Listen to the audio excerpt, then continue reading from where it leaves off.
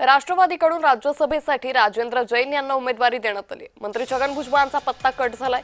राजेंद्र जैन हे प्रफुल्ल पटेल यांचे निकटवर्ती आहे। ज्येष्ठ नेते भुजबळांचा योग्य सन्मान करणार प्रदेशाध्यक्ष सुनील तटकरे यांनी या संदर्भातली माहिती दिली आहे।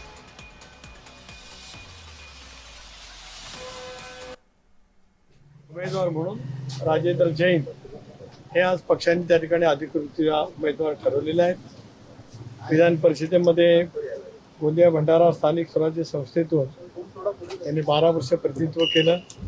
मध्यवर्ती बँक, फेडरेशन या सर्व संस्थांच्या मध्ये दीर्घकाळ राजेंद्र जैन यांनी काम त्या ठिकाणी केलेलं आहे। आणि मग विदर्भामध्ये सुद्धा पक्षाला संधी देण्याचं बरेच दिवस मनात होतं। त्या दृष्टिकोनातून पक्षाने एकमताने निर्णय राजेंद्र जैन यांचा त्या ठिकाणी घेतलेला। भुजबळ साहेब पक्षाचे 99चे संस्थापक राज्याचे अध्यक्ष आहेत। दादांनी निर्णय घेतल्याच्या नंतर त्या निर्णय प्रक्रियेमधलं महत्त्वाचं योगदान जसं मंडेंचं झालं त्याच्याही पेक्षा तेवढंच योगदान आदरणीय भुजबळ साहेबांचं झालेलं आहे।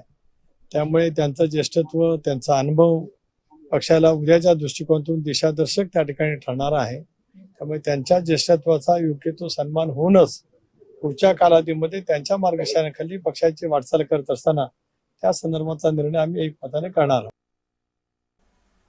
दरम्यान राजेंद्र जैन यांच्या कारकिर्दीवर एक नजर टाकूयात। राष्ट्रवादीचे विदर्भातील प्रमुख नेते राजेंद्र जैन यांना मानलं जातं। प्रफुल्ल पटेल यांचे विश्वासू शिलेदार अशी त्यांची ओळख आहे। प्रफुल्ल पटेलांचे स्वीय सहाय्यक म्हणून कारकिर्दीची त्यांनी सुरुवात केली।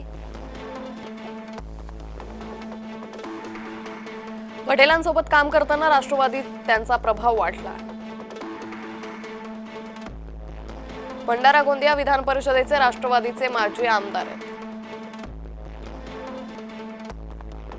तर 2016 मध्ये विधान परिषद निवडणुकीत भाजपच्या परिणय फुकेंविरोधात त्यांचा पराभव झाला।